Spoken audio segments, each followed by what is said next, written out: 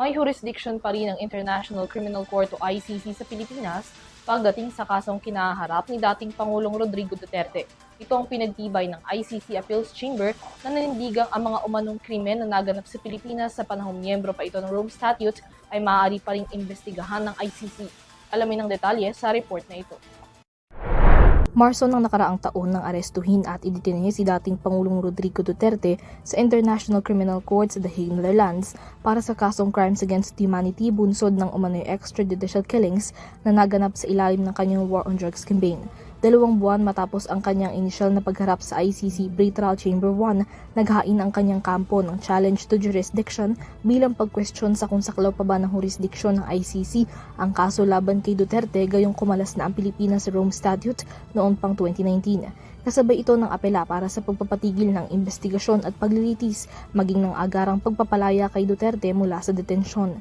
Noong Oktubre 2025, ibinasura ng Pretrial Chamber 1 ang challenge to jurisdiction ng defense at nanindigang saklaw pa rin ng ICC ang kaso laban kay Duterte kahit wala na o hindi nakasaping bansa ang Pilipinas. Ayon sa Pretrial Chamber 1, iginagalang ng korte ang naging pagkalas ng Pilipinas sa Rome Statute bago pa man simulan ng ICC ang investigasyon noong 2021.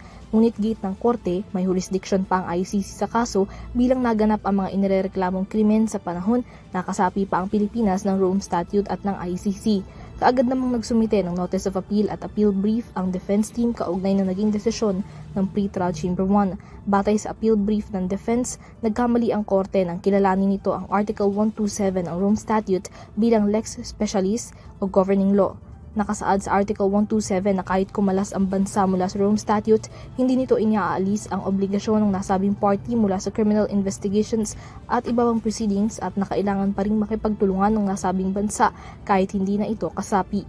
Bukod pa ito sa 3 pang grounds of appeal na isinumite ng defense. Ang lahat ng grounds na iginiit ng defense sa kanilang appeal brief, ibinasura ng Appeals Chamber sa desisyong ibinaba nitong April 22. Unanimously rejected ang unang ground habang ang 3 pa ay binasura ng mayorya na pinagtitibay ang naunang findings at desisyon ng Pretrial Chamber 1 kaugnay ng jurisdiksyon ng ICC sa kasong kinaharap ni Duterte.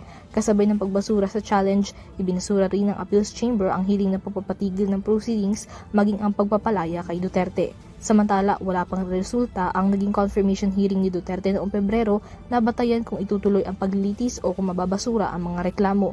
Ang defense team ni Duterte hindi na raw ikinagulat ang naging desisyon kaugnay ng kanilang challenge on jurisdiction appeal. Ayon kay Attorney Nicholas Kaufman, bago pa man ang desisyon, naabisuhan niya na si Duterte na huwag masyadong umasa na papanigan sila ng korte. Inilarawan ni Kaufman si Duterte bilang big catch ng ICC at nanatunugan niya na aniyang hindi bastang palalayain ng korte ang dating presidente. Sa ngayon, pinaghahandaan na raw ng kanilang kampo ang magiging resulta ng naging confirmation hearing at umaasang sapat ang mga ebidensya at testigong iniharap ng kanilang kampo upang mabasura na ang mga kaso laban kay Duterte sa ICC at upang mapauwi na ang dating Pangulo. Para sa EuroTV News, Mia Layagin, sumasaludo sa bawat Pilipino.